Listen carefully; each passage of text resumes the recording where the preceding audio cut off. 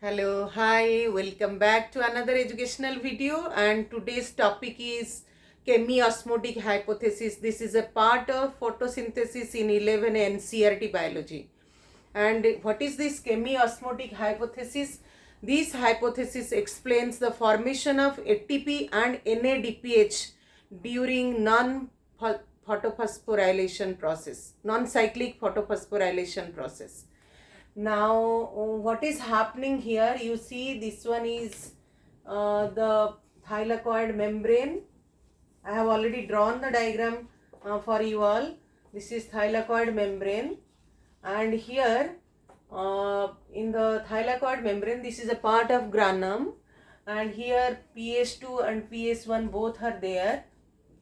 And you see here surrounding the thylakoid membrane there is stroma or matrix, and here you see in the thylakoid membrane there is PS2, and here P680 is absorption maxima or reaction center.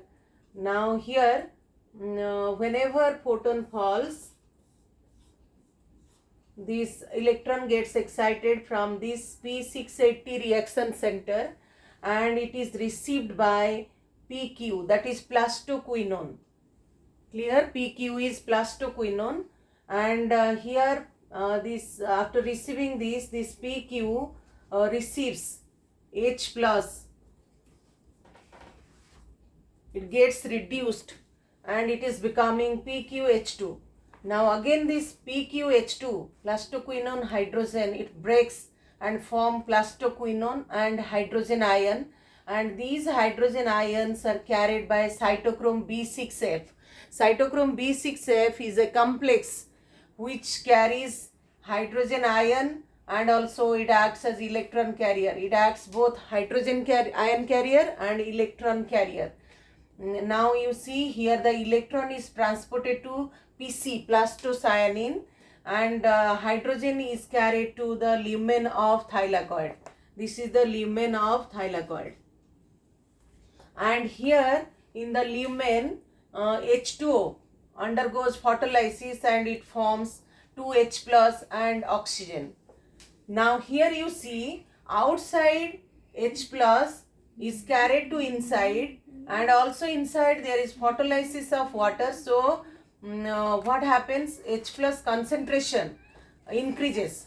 So now here you see higher hydrogen ion concentration inside the lumen of thylakoid, but in stroma there will be low hydrogen ion concentration.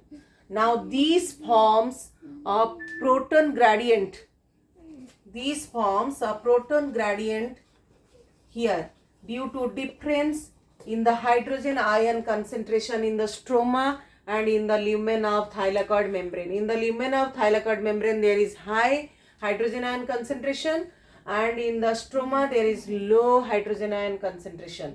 So that forms a proton gradient, and this proton gradient when it breaks this H plus passes through ATP synthase.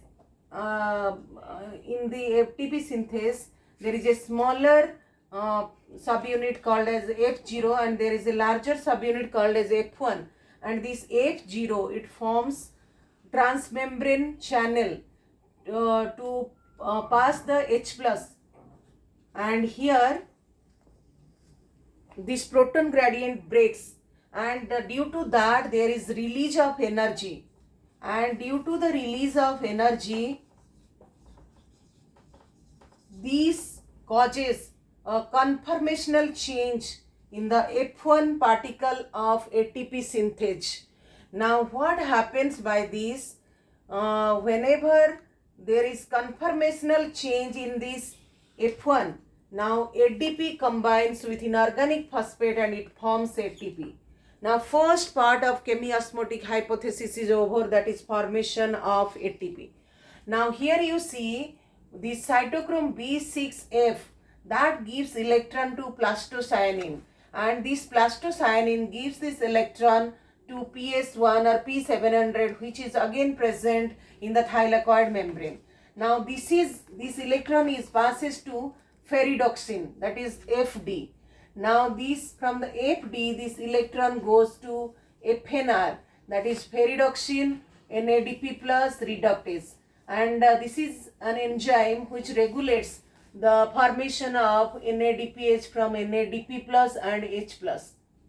Now this is the second part of chemiosmotic hypothesis, which explain how NADPH is formed at PS1. Now you see here, let me give all the full forms here, so it will be easy for you. Now one is there PQ, that is plastoquinone.